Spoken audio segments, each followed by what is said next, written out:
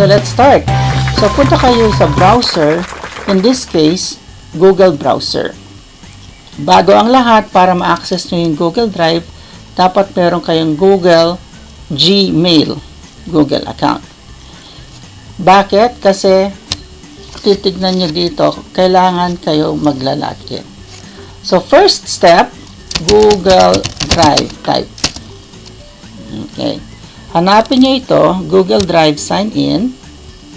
Kaya ginagamit ko incognito kasi naka-automatic sign in na ako sa akin regular browser. Google Drive, go to Drive. Ayan, go to Drive tayo.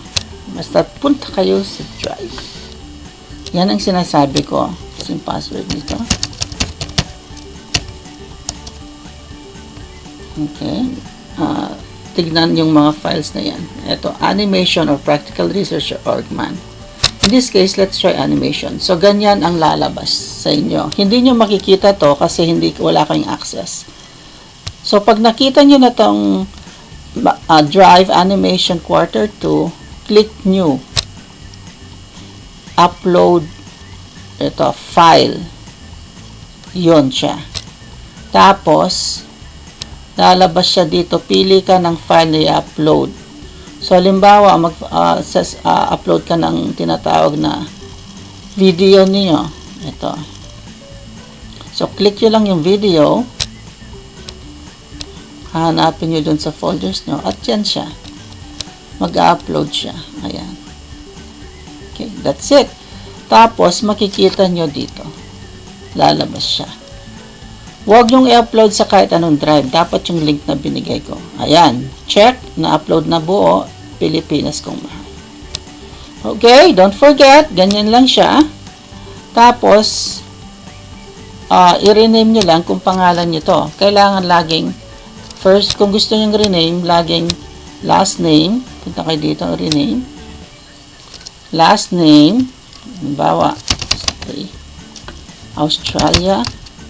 Tapos, Joseph. Yan. Tapos, activity 1. Activity. At least sa animation ganito. Yan, that's it.